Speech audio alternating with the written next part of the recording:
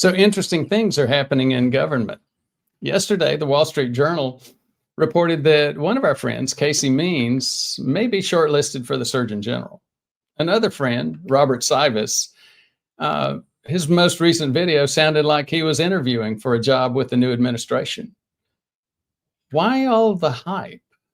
Well, hopefully we'll get some big changes to things like the U.S. federal nutrition guidelines. Let's take a look. Enough is enough. President Trump and I are going to stop the mass poisoning of American children. So what RFK Jr. is talking about here is the major driving factor for health problems in the U.S. Over 70% of Americans are overweight or obese. Half of American adults have prediabetes or diabetes. And 90% of that half don't know it. By the way, 93% of us are metabolically unhealthy. So heart attacks and cancers are the number one and number two cause of death because of that. And we think that's okay. The problem here is that we are eating poison. If you go to a restaurant and you get poisoned by the food, the restaurant will be fined or shut down. But what happens when the government creates the problem? Let's hear again from RFK Jr. When it's the government that approves the poisons in our food, a few people get very, very rich, and the toxins end up in every supermarket aisle. Processed and ultra-processed foods are full of sugars and other inflammatory chemicals. Ultra-processed foods are about 70% of the food available in the United States. 60% of what the average American eats every day is ultra-processed junk. But you might be thinking, well, that's what food labels are for. Caveat emptor. We need to be careful of what we do. We're responsible for ourselves. We know better than that. And most of the folks watching this channel obviously do. And by the way, you can trust food labels too, right? Don't get me started on food labels. Things like sugars, words like sugars, fiber, maltodextrin, dyes, natural flavorings. These can be deceiving. They disguise chemicals and other health dangers. You can't trust what's on the ingredient label, and the reason for that, again, is government corruption. So there's evidence that the food industry and the government have some common interests here. Unsurprisingly, of the 20 members of the Dietary Guidelines Committee that comes up with that recommended food pyramid or plate, my plate, guess how many are on the payroll of Big Food and Big Pharma? 19. Do the math. 19 over 20. That's 95% have a conflict of interest with companies like Nestle, McCormick, Eli Lilly, Novo Nordisk. So the last one, Novo Nordisk, is the one that makes Ozempic. And Eli Lilly is the company that makes the successor for Ozempic, Mounjaro. So these dollars are going into telling Americans what we should eat. So what's RFK Jr.'s plan here? In some categories of workers, there are entire departments, like the nutrition departments at FDA, that have to go. Well, here's what I think. You saw it on these clips. RFK Jr. is saying whole departments of nutrition in the FDA should be fired. You're fired. Get out of here. You're fired. You're fired. You're fired. Get out of here. You're fired. Gosh, I really wish it were that easy. The USDA and Big Ag originally started the food pyramid back in the 90s, calling it the food pyramid. Then they changed it to my food pyramid, and it's not mine, by the way. Then they changed it to my plate. And again, that's not my plate either. There's just way too many grains there, way too many processed carbs. So if the USDA is complicit with big ag looking for their profits, and the FDA is complicit with big pharma looking for their profits, who's going to look out for the individual man, the little man? Well, maybe no, it's certainly not going to be big medicine. Big medicine wants to do their stress tests, and hey, maybe we should go to the cath lab, and maybe you need a stent. Sign off for that before we put you under for this angiogram. I think RFK is going to need help, and I'm a big fan of Casey's, but I still wonder if Casey and Robert both will be enough. Will Musk and Trump be enough? Hopefully they can make some big changes. The current performance of these departments and administrations is responsible for big failures in nutrition in Americans. The health of the American people show that. But given the damage that's still being done to the health of the American public, something needs to be done. Now, to deal with big government, big food, big pharma, big ag, big medicine, again, we're going to need some really big changes. So I look forward to that. But there is a bigger complication. All of these political discussions are looking for political solutions. Yes, we do need those. But any solution we come up with will have to stop passing the buck, blaming everybody else. We ate at a healthy food chain last night. The name's Kava or something like that. And they're never very busy. The McDonald's next door, always packed, just like it was last night. And so, again, we're humans. We're voting for big government, and like we just did, and we vote with our purchases. And those folks at McDonald's last night were voting with their dollar and their feet. You know, we have to grow up and realize that we're not bomb calorimeters. We don't just burn calories. We have to recognize that as humans, we're human. Hormones drive our behaviors. And if you don't think hormones drive behaviors, I've said it before, try raising a teenager or just try living with another adult. Let me list some of the hormones that we're dealing with here. Insulin, IGF, insulin-like growth factor. We go to McDonald's, we get carb-laden, ultra-processed breads and French fries. Our body goes into storage mode because we've just taken on a boatload of extremely available fuel. How about leptin, ghrelin, and glucagon, the incretins? Does this sound like gibberish, GLP-1s? This part won't sound like gibberish. They've created the biggest revolution we've ever had in weight control.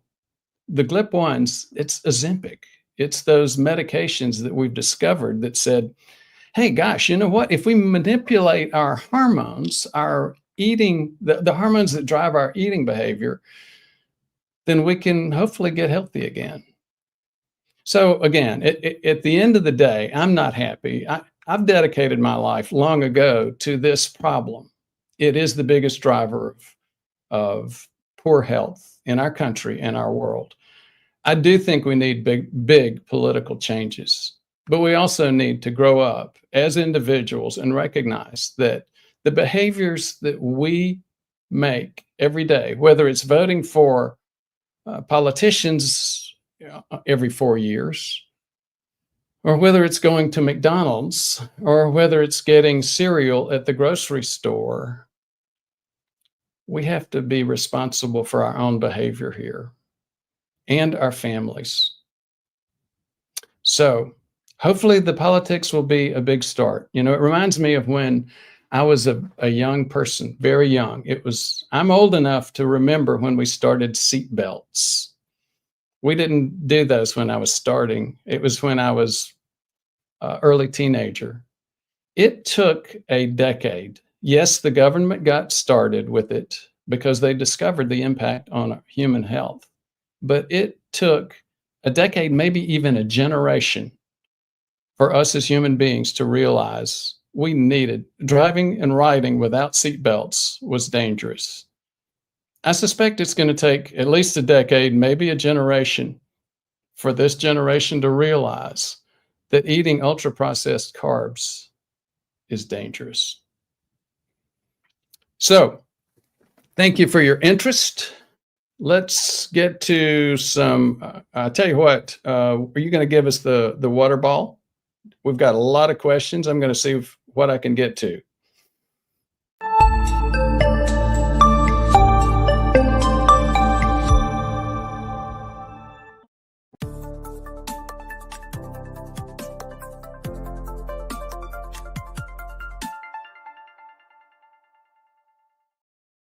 Would you agree that CDC, FDA, and USDA are very conflicted, biased, and captured by big food and big pharma? Well, I hope if I didn't just answer that, JMK, I'm not sure what else to say. US Harvey Ops, do what's good for Monsanto. I'm a big fan of the plans that I hear from RFK. Make America healthy again. Timothy Greer, very high calcium score and a low dose statin. Is carnivore safe for me? My cardiologist doesn't like LDL, 136.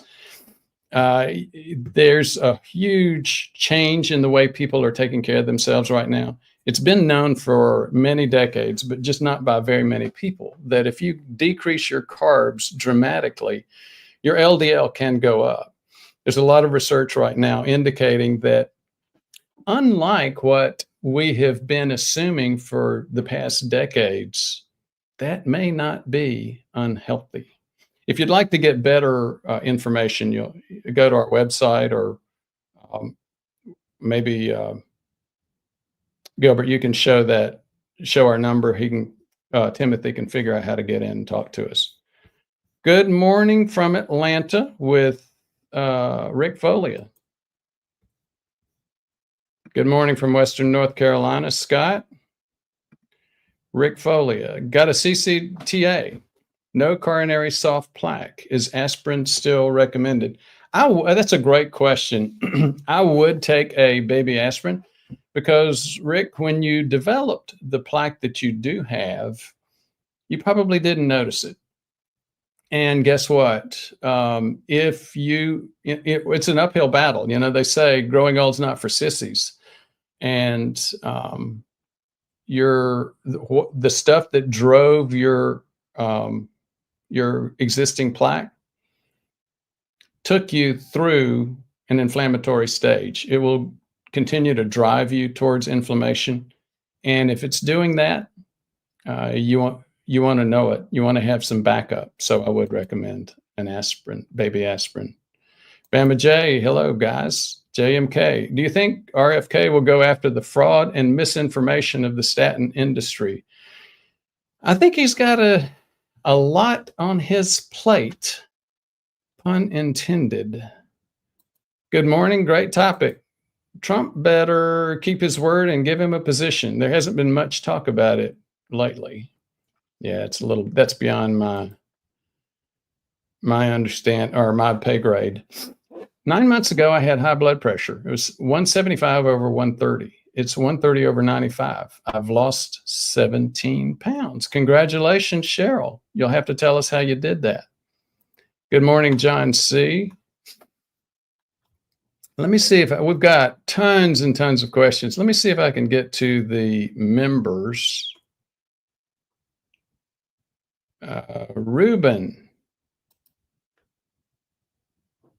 RFK's future boss is very healthy and eats a good diet and exercise.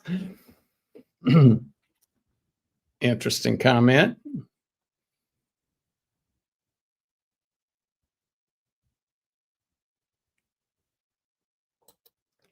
Robert Bell. So RFK is looking at science, and Cheryl's saying As long as it's based in conspiracy theories. Yeah, well, there's a lot of things to look at in that space. I saw a really good video from another friend of mine and content creator in the low carb space. It was Eric Westman.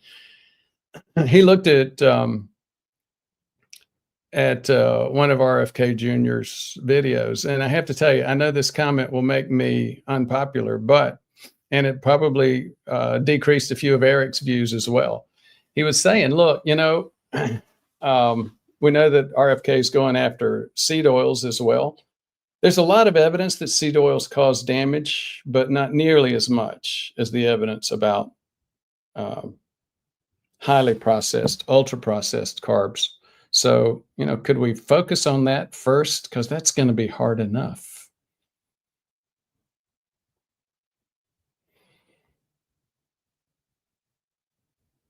Okay, let's see what else. Somebody's saying, don't blame carbs. Saturated fat did it. That's interesting. Take a look at some of the newer information about saturated fats. We used to think the saturated fats caused these problems. Newer evidence does not support that. Joe SXM, good morning. Maybe no questions today. Interesting. Thank you. And good morning to you as well. So Scott says, I've been on Plavix for 9 months after heart surgery. What's the best way to taper off of that? Well, there's a lot of evidence that supports blood thinners after procedures. But what is not clear about that evidence is, should it be 6 months, 12 months, or 18 months? And clearly for at least 6 months. After you get to 6 to 9 months, Scott, I'd start pushing with my cardiologist to say, how can we slow this down? Do we really need this?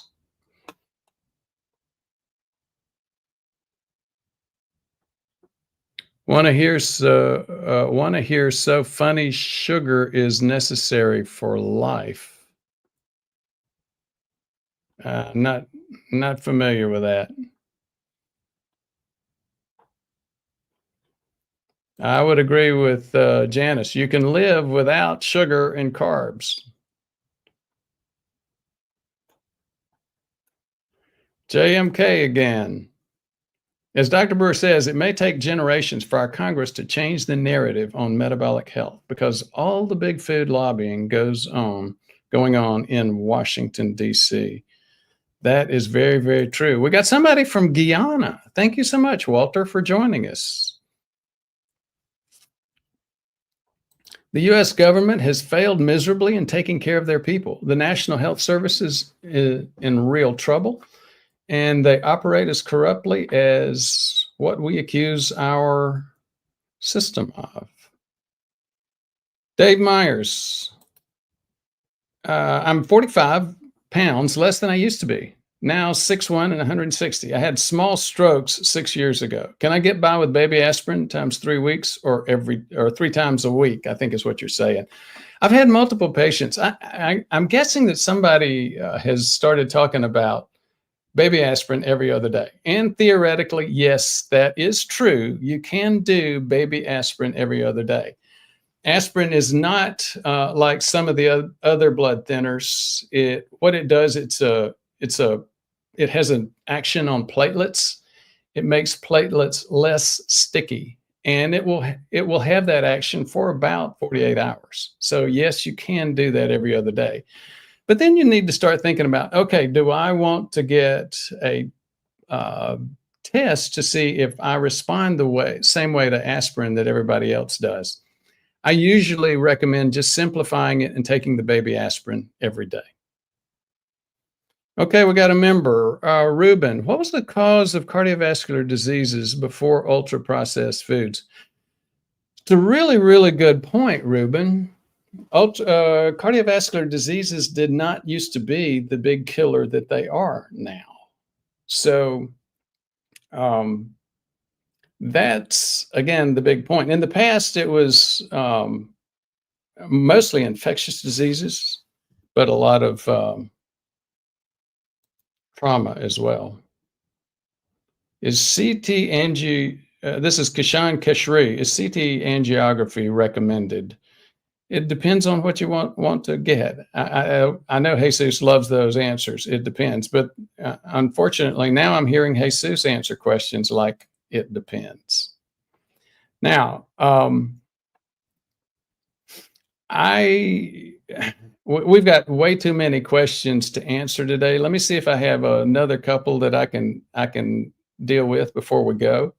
Just listen to Dr. Lee on YouTube. I've heard him several times regarding cancer-fighting foods. Number one, walnuts, dried fruit like apricots, tinned fish, cocoa nibs, apples. I don't know what to believe. I'm torn back and forth. Well, that is one of the problems. When you listen to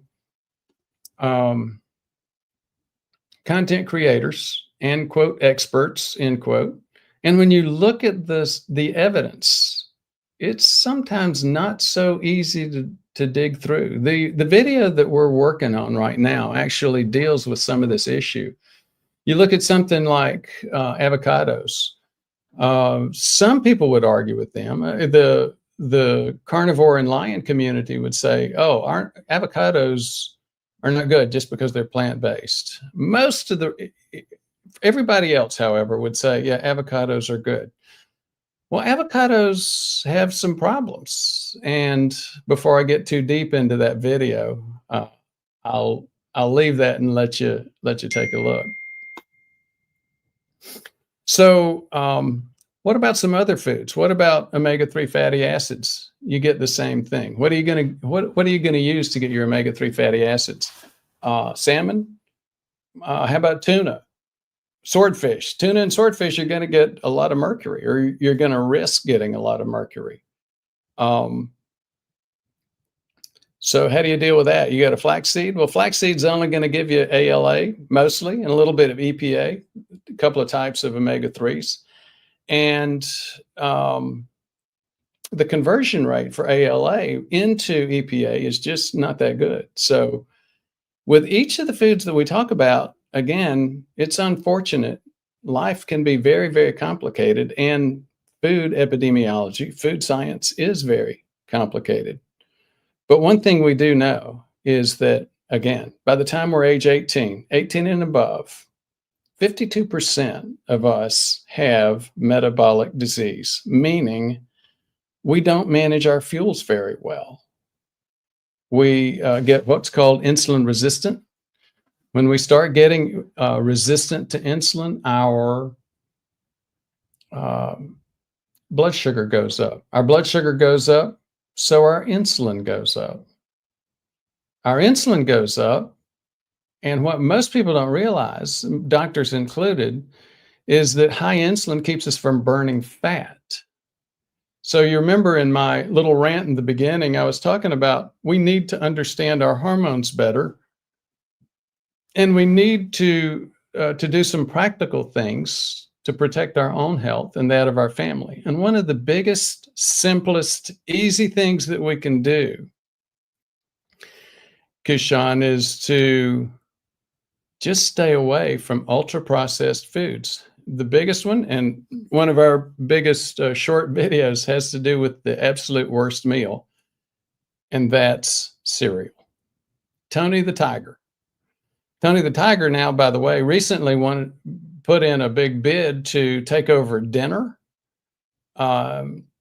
Making what? Billions off of people's breakfast was not enough. He wanted more. And again, that one meal is nothing but ultra-processed carbohydrates. It spikes our blood sugar, it spikes our insulin, and then we end up with two problems. We can't burn either our sugar or our insulin. So it's sort of like the book Gary Taubes wrote. He wrote a couple of books. One of them was called Why We Get Fat and What to Do About It. Another one was called Good Calories, Bad Calories. It all has to do with this concept that when we're gaining weight, we get into the boomer category. We get age 40 or 50, we start to gain weight, and we think it's because we're eating more. That's not the case. We're eating more because we're gaining weight, and we're gaining weight usually because we're getting insulin resistant. We're getting this problem. And as we've said, it's not just happening at age 40 or 50 now, it's happening as teenagers. Over 52% of us have it. 90% of us that have it don't know it. And when you start gaining weight, be very afraid. Be very afraid that that's going on.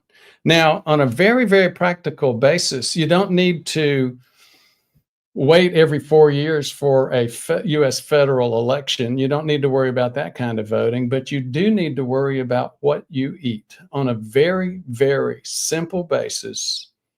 Don't eat processed carbs. Now, what's our federal government doing to help with that? They've created a food pyramid, my plate. And again, none of this is my plate, but the biggest source of calories on that plate is grain products. The typical human, the U.S. citizen, looks at that and thinks, well, I mean, they've got all kinds of resources. They've got the experts in food at their disposal, and they're looking at this and they're recommending that I eat grain products. Cheerios is a grain product. Reese's Puffs is a grain product. Kelsey Mix is a grain product. The Lucky Charms is a grain product.